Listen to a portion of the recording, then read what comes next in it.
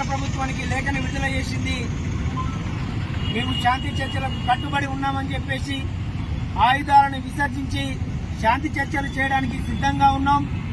మేము ఆ వ్యక్తిగతమైనటువంటి డిమాండ్లు మేము ముందు పెట్టడం లేదు. ఈ దేశ మూలవాసులు, ఈ దేశ ఆదివాసుల యొక్క డిమాండ్లనే మేము ముందు పెడతా ఉన్నాం.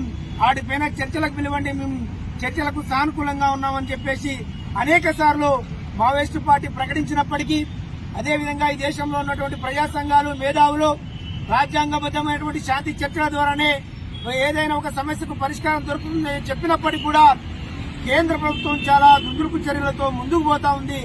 ముందుకు పోవడమే కాదు, చాలా దారుణంగా పట్టుకొని కాల్చి చంపుతూ ఇవి ఓరావరి కాల్పులు అని చెప్పేసి, ఎన్కౌంటర్లు అని చెప్పేసి కట్టుకథలు అల్తా ఉంది.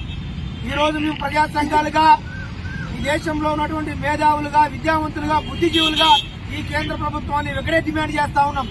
మేము రాజ్యాంగానికి కట్టుబడి ఉన్నాం, రాజ్యాంగంలో జీవించేటువంటి హక్కు కట్టుబడి ఉన్నాం, చర్చలకు కట్టుబడి ఉన్నాం.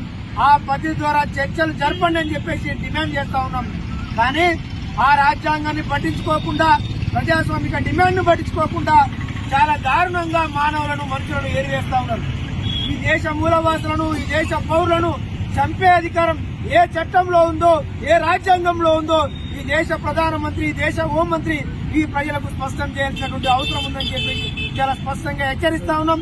అదేవిధంగా తక్షణమే మధ్య భారతంలో జరుపుతున్నటువంటి ఆపరేషన్ కగార్ పేరు జరుపుతున్నటువంటి ఏదైతే బూటకు ఎన్కౌంటర్లు ఉందో దాన్ని నిలిపివేయాలి. అదేవిధంగా శాంతి చర్చలు ప్రారంభించాలి.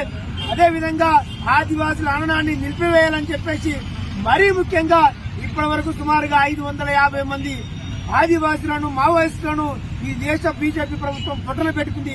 వీటన్నింటిపైన సుప్రీంకోర్టు సిట్టింగ్ జడ్జి చేత న్యాయ విచారణ జరిపించాలని చెప్పేసి ప్రజా సంఘాలుగా ఈ ప్రభుత్వాన్ని డిమాండ్ చేస్తా ఉంది.